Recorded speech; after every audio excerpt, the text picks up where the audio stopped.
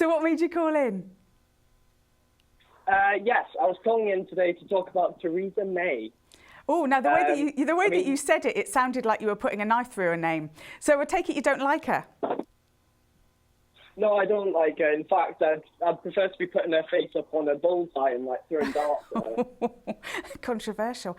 So what worries you the most about this? Like, do you feel like that she's been making some? I mean, obviously this evening she's been making some really big political decisions about who she's been putting in her cabinet. Sounds like we're like looking at kind of like little tiny ornaments in a nice little cabinet where she keeps the tea set. So let me just ask you, what are you worrying about? What is getting your goat about Theresa May? Well, first of all, I mean, for half the country, yesterday was the first time we even heard of her. I mean, David Cameron goes out, and then next thing you know, Theresa May's in. I mean, nobody actually voted for her. That's the first thing. And I know she's been making waves with who she's been selecting for a cabinet. But the thing is she's not actually qualified to be making any of these decisions. She's just a stupid cat lady that is just stuck in charge of the entire country when she hasn't even got a clue what she's doing. Well, as you said, I mean, like you said, you know, you'd never really heard of her until yesterday. So, I mean, I'm not saying that I'm for or against her in any way. But what I am saying is, you know, we tend to give away our power, right? We give away our power to all sorts of people, to politicians, to dietitians, to the police, to anybody that we can possibly give our power away to.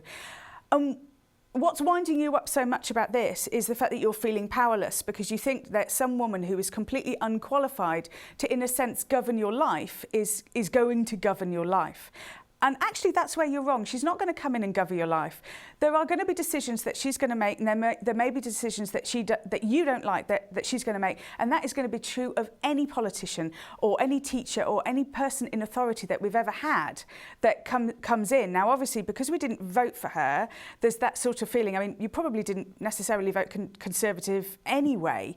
I think the thing that you've got to do is bring your power back, and then you won't get so kind of.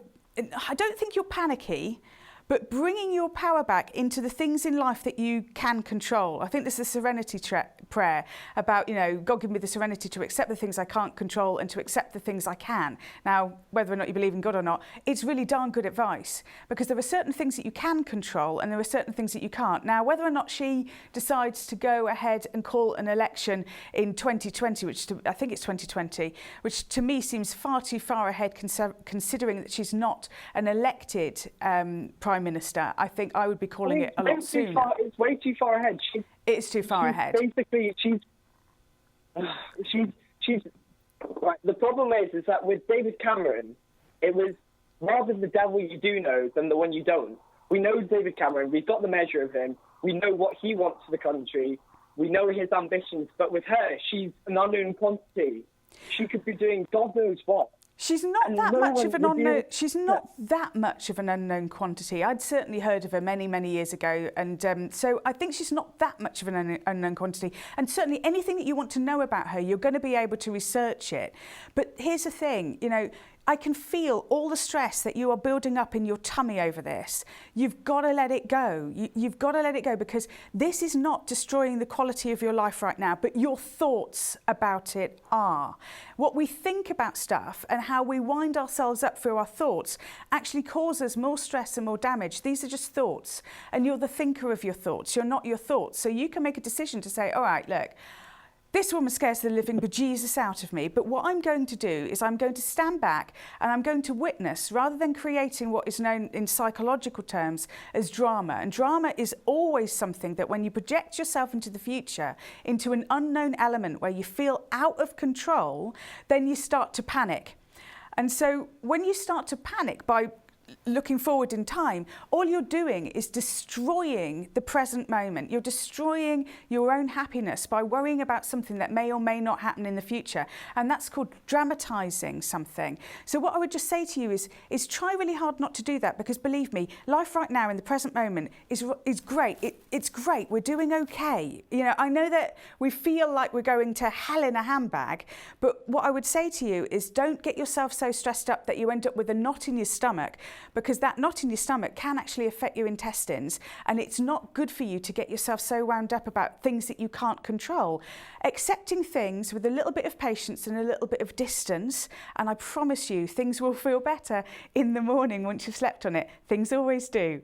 If you want to get your phone call on, if you disagree what I had to say, you can give us a ring on 033 333 403 700. I would love to speak to you about any issue that you've got going on in your life, or even just to get your expert opinion on my show. I'm very happy for that too. You can also pop me an email at any time you like to becky@madetelevision.tv. Now, someone else who has phoned into the show is Amy. Hi, Amy. Hi, Becky. You all right? I'm very good. It sounds like it's been a bit of a political minefield today. I feel like 2016, we've gone from losing like the most amazing creative artists to kind of like losing our entire government to suddenly being set adrift from Europe. I can see why people are freaking out.